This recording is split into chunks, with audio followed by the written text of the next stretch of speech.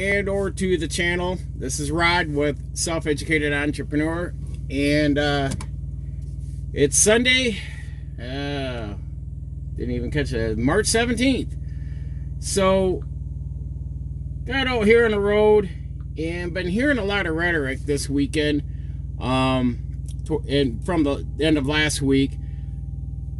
And I wanted to get some people's perspective or outlook of what they think of this border crossing crisis, but also the illegal immigrants getting flooded and dropped off at random cities, especially the big cities. But Tyson Foods, I'm definitely appalled and never been a fan of them, of their food and their product and their processing.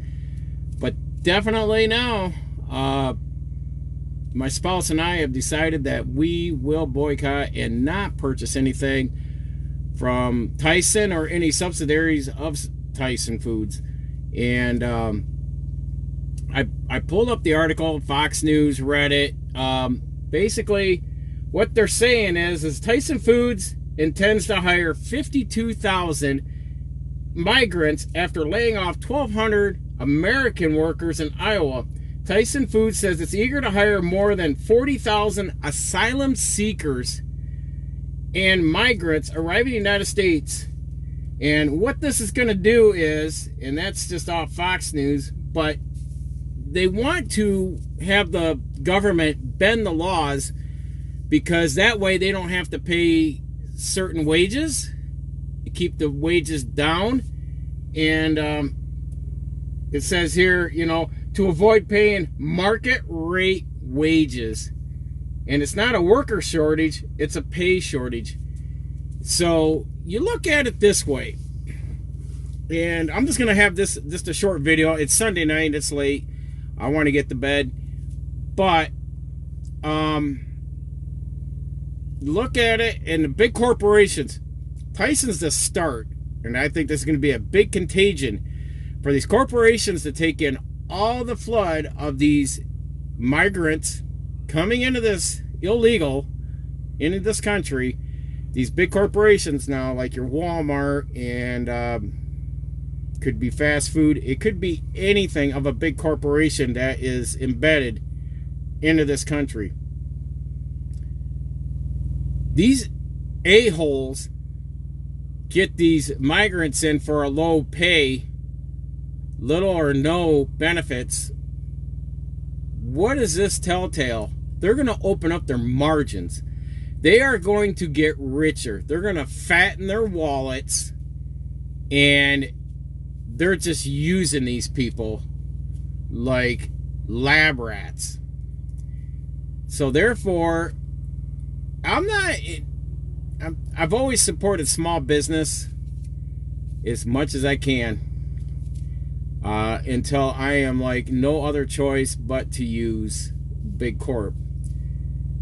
And I will say that I feel sorry for the families and the people that have put in dedicated years into these companies, thinking that they were doing the best intent for them and that they had a future paved for them, to only kick them out the door and bring in some non-American, non-English speaking, just to throw them behind a machine or assembly, whatever it may be that company does, for cheap labors, just so they can keep their margins widened.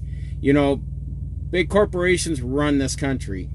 They have bought and sold Congress, Senate, and the representative. Between that, military-industrial complex, everything is for profit. Capitalism, yes and no.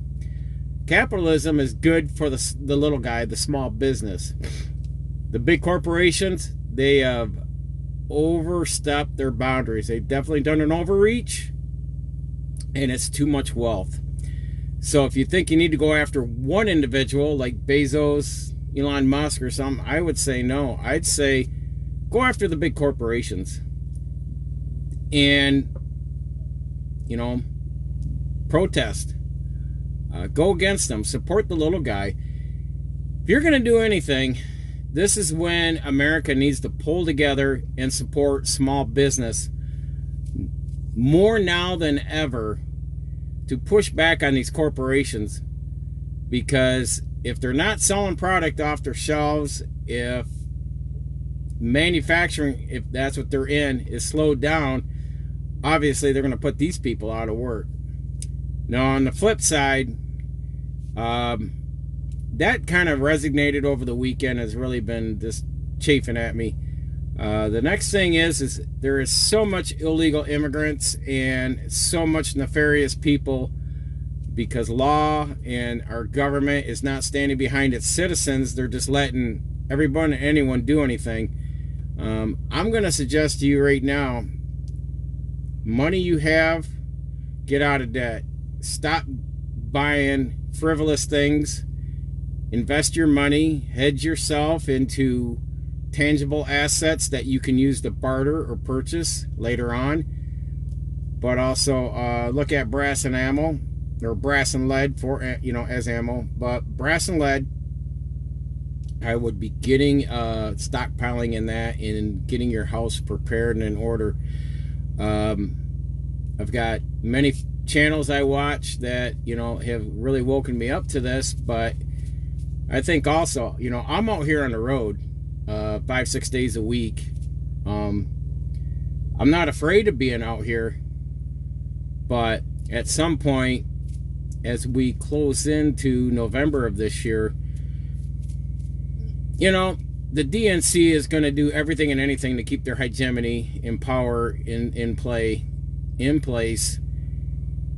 The world reserve currency is faltering as the other countries in the world are moving towards their own trading under their own currencies. The weight of the Western nations is collapsing. Not that we're going to go away, but we're not going to be the predominant country that everyone's going to turn to or go to. So eventually, something's going to snap, something's going to give. The Roman Empire, and everyone's been making a reference to it, and I think you should look at it too. The Roman Empire collapsed after its heyday in power. What goes up must come down, Murphy's Law. So we are on our down. So therefore, I would say, if anything, around our house, I am fixing everything. Vehicles, house, what have you. I'm not purchasing nothing. And I don't care, push comes to shove, if I gotta, as they say, give blood and semen to cover the bills, to cover medical bills for my wife for surgeries upcoming, I'll do anything, but I will not go to the bank anymore. I've actually am unbanking us slowly. We've already got it going. It's just going to take a bit. But I am hoarding my capital. The capital I have, I'm hoarding it in areas that is not volatile to bank runs and stock market crash. So there's ways. You just got to look into it. But therefore, be sensible and be smart and aware of what's going on around you. Keep that awareness, that situational awareness. Every day you get up to when you go to bed, make sure you know what's going on around you. See if things have changed in your community. Like I said, the government's got these buses coming in droves to every state in the union, just dumping, and all they're doing is opening the door, dumping these people out in a Walmart parking lot. There's no one there to receive them. They're just like, there you go, and they're wandering around. Where do I go? What do I do next?